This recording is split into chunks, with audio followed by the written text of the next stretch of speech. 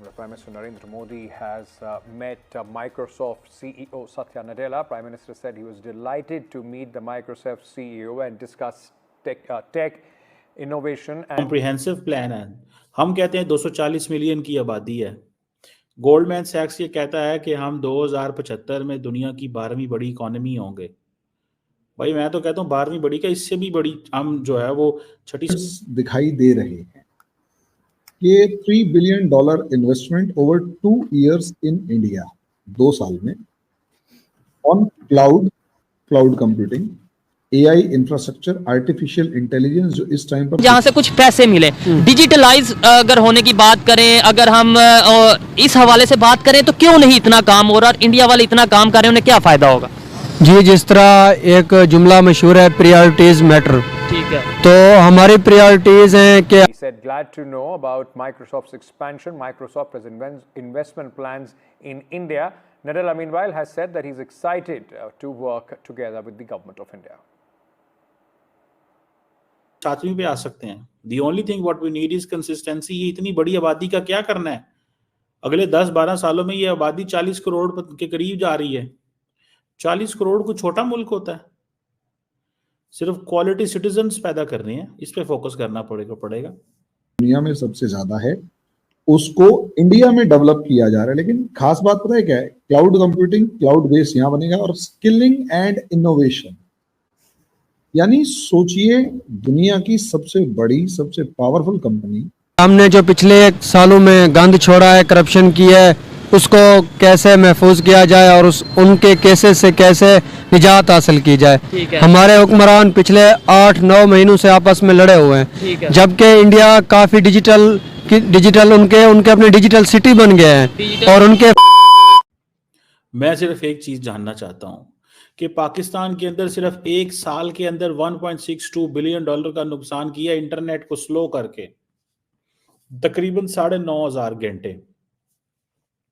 जारी बात है, हर चीज डॉलर्स में ट्रांसलेट होती है। अब ये जो सत्या नदेला है, क्या वो पाकिस्तान नहीं आ सकते? सत्या नदेला आ सकते हैं, क्यों नहीं आ सकते? वो बिल्कुल आ सकते हैं। वो बेंगलुरु में जाके माइक्रोसॉफ्ट एआई टूर करके आ सकते हैं और वो कह सकते हैं कि जनाब हम पैसा लगाएंगे। एक कॉम्प्रिहेंसिव प्लान है। हम कहते हैं 240 मिलियन की आबादी है। गोल्डमैन सैक्स ये कहता है कि हम 2075 में दुनिया की 12वीं बड़ी इकोनॉमी होंगे। भाई मैं तो कहता हूँ 12वीं बड़ी का इससे भी बड़ी हम जो है वो 6ठी-7वीं पे आ सकते हैं। The only thing what we need is consistency. ये इतनी बड़ी आबादी का क्या करना है? अगले 10-12 सालों में ये आबादी 40 करोड़ के करीब जा रही है।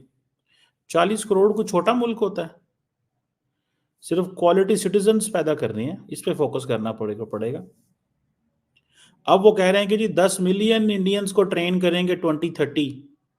हमने भी 2 लाख पाकिस्तानियों को ट्रेन करने का ऐलान किया है। चाइना कहता है कि जी हम जो है वो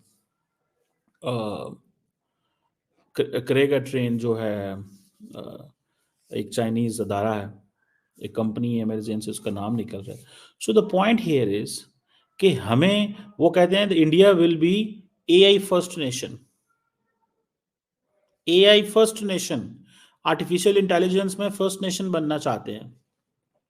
एआई इनोवेशन नेटवर्क वो स्टैब्लिश कर रहे हैं। ग्राउंड ब्रेकिंग इनिशिएटिव रख लिए हैं। मोदी साहब ने सब कुछ उनको दे दिया। ठीक है जी, अब मुझे सिर्फ इतना बताएं, क्या ये नदेला साहब जो है ये पाकिस्तान नहीं आ सकते? सत्या साहब बिल्कुल आ सकते हैं, लेके तो आए इनको। हम इसी से खुश हो जाते हैं जी कि हमसे जो है वो एक उनके कंट्री डायरेक्टर ने बात कर ली, ऐसे इन्हें जी लुडियां पाते रहने। ये अब देखें सत्या नदेला गए, मैं आपको ये उसकी न्यूज भी दिखा देती हूँ। हमारे यहाँ तो खैर कुछ और ही सीन चल रहा होता है। आपको मालूम है, आज हमने जो है $2 बिलियन जो है वो रीशेड्यूल करवा लिए हैं यूएई से। वो बेचारे शिकार करने आए थे, खुद शिकार हो गए। तो ये मैंने अपने चैनल पे यही बोला है कि आए तो शिकार करने थे, लेकिन फंस गए आकर।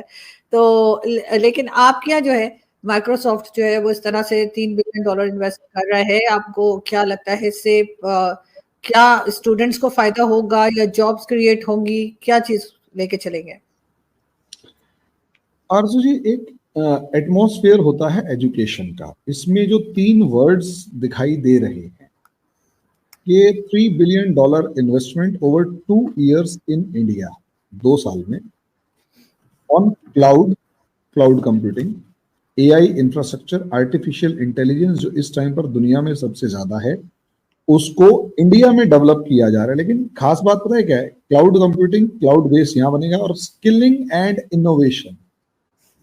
यानी सोचिए, दुनिया की सबसे बड़ी, सबसे पावरफुल कंपनी AI के मामले में इंडिया को एज ए डेस्टिनेशन चूज करती है कि यहां पर स्टूडेंट्स को प्रिपेयर करने की, उनकी स्किल्स को डेवलप करेंगे और इनोवेट करेंगे। ये हमारी एक एजुकेशनल एटमॉस्फेयर को बताता है हमारी कंट्री के अंदर, और जो फॉरेन कंपनीज हैं उनके ट्रस्ट को बताता है। वो ये काम चाइना में भी कर सकते थे, चाइना में नहीं किया, क्योंकि पहली बात तो चाइना उन्हें अलाउ भी नहीं करता, और दूसरी बात सीधी सी ये है कि चाइना के साथ इस तरीके का काम करने का मतलब ये है कि ट्रस्ट फैक्टर को गायब करना, क्योंकि चाइना के ऊपर आप भरोसा नहीं कर सकते। China is not trustworthy. वहीं अगर हम देखते हैं तो दुनिया के दूसरे देश भी हो सकते थे, पाकिस्तान भी हो सकता था, लेकिन पाकिस्तान के पास अपने आप को फोड़ने वाले लड़कों के अलावा सबसे ज्यादा ये तो मिलते हैं। बाकी मैंने सुना है यहाँ के जो डॉक्टर्स हैं और जो इंजीनियर्स हैं उनको दुनिया में बहुत ज्यादा सा कहीं पर सपोर्ट नहीं मिलता है, या इवन यूरोपियन जो अरब कंट्रीज हैं वो भी आपके डॉक्टर्स को शायद कुछ भगा भगू रहे हैं, कुछ ऐसा ना। आपका नाम? मोहम्मद आकिब। आपका नाम? इरफान अजीज। क्या करते हैं?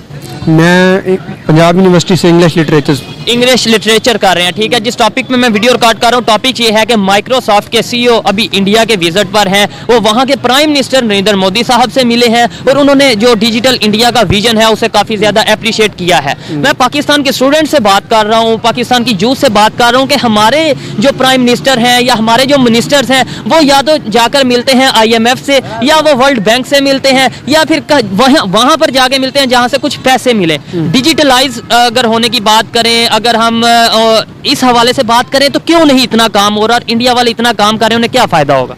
जी, जिस तरह एक जुमला मशहूर है, प्रायोरिटीज मैटर, ठीक है। तो हमारी प्रायोरिटीज हैं कि हमने जो पिछले सालों में गंद छोड़ा है, करप्शन की है, उसको कैसे महफूज किया जाए और उनके केसेस से कैसे निजात हासिल की जाए। हमारे हुक्मरान पिछले 8-9 महीनों से आपस में लड़े हुए हैं, जबकि इंडिया काफ़ी डिजिटल उनके अपने डिजिटल सिटी बन गए हैं, और उनके फ्रीलांसर उनको अच्छी खासी सपोर्ट दे रहे हैं। दुनिया में इस टाइम फ्रीलांसिंग के हवाले से इंडिया का नाम हो रहा है, IT हब इंडिया बनता जा रहा है। मतलब वजह क्या है? उनका विजन, आपने क्या विजन जो सा प्रायोरिटी होती है, तो उनका क्या ऐसा विजन है? जी, उनका विजन ये है कि वो ज़्यादा से ज़्यादा डिजिटलाइजेशन की तरफ जाएं। जिस तरह आज टेक्नोलॉजी ने टेक ओवर कर लिया है, आइंदा चंद सालों के बाद जिस तरह हम इतनी सादा ज़िंदगी गुजार रहे हैं ऐसे तो नहीं होगा। जिस तरह आर्टिफिशियल इंटेलिजेंस ने, जिस तरह अभी एलन मस्क ने एक विजन दिया है, बिलाखिर वो अपने नतीजे तक पहुंच जाएंगे। आर्टिफिशियल इंटेलिजेंस भी तरक्की कर रही है और टेक्नोलॉजी भी तरक्की कर रही है, लेकिन पाकिस्तान वहीं के ऊपर ठहरा हुआ है कि एक सियासतदान को कैसे गिराया जाए, फौज और एस्टेब्लिशमेंट कैसे एक को लाएं दूसरे को छुपाएं। ठीक है, आपने एलन मस्क की बात की, हमने गूगल की बात की, माइक्रोसॉफ्ट की बात की। कहीं ना कहीं इंडिया मजबूरी बन चुका है। एलन मस्क भी अपना बिजनेस ट्विटर के हवाले से बात करें, गाड़ियों के हवाले से बात करें, वो इंडिया को आए दिन अपने साथ अटैच करने की कोई ना कोई